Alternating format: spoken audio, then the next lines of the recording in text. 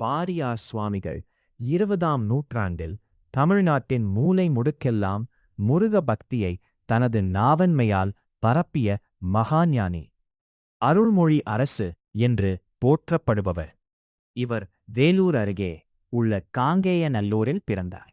இவருக்கு பள்ளி சென்று கற்கும் வழக்கமான கல்வி அமையவில்லை. ஆனால் இவரது தந்தை மல்லையதாஸ் பாகவதரிடமிருந்தே தமிழ் இலக்கியம், இசை, இலக்கணம் மற்றும் புராணங்களை கற்றுக்கொண்டார். 12 வயதிலேயே செய்யுள் இயற்றும் ஆற்றல் பெற்றவர். வாரியார் சுவாமிகள் ஒருமுறை தன் தந்தை செல்ல வேண்டிய ஒரு ஆன்மீக கூட்டத்திற்கு பதிலாகச் சென்றார். அன்று முதல் அவரது சொற்பொழிவு பயணம் தொடங்கியது. கனித்துவம் அவரது பேச்சில் பக்தி, ஞானம் மற்றும் நகைச்சுவை மூன்றும் சரிவிகிதத்தில் கலந்திருக்கும்.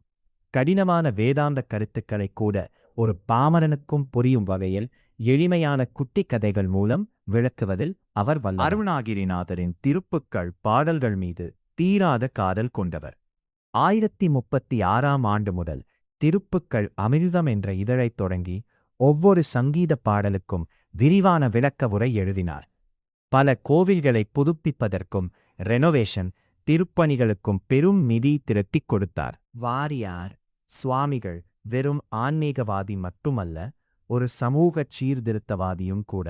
பெண் உரிமை, பெண்களுக்குச் சொத்தில் சம உரிமை வேண்டுமென்றும், குழந்தைகளுக்கு தாயின் பெயரையே முதலத்தாக இனிஷியல் வைத்து வேண்டுமென்றும் அன்றே வலியுறுத்தினார்.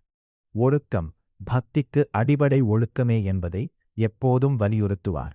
ஒழுக்கமில்லாத பக்தி மனம் இல்லாத மலரை போன்றது என்பது அவரது கருத்து. 1304ஆம் ஆண்டு லண்டனிலிருந்து விமானத்தில் சென்னை திரும்பிக் கொண்டிருந்தபோது வானிலேயே முருகா முருகா என்று உச்சரித்தபடி அவர் உயிர் பிரிந்தது.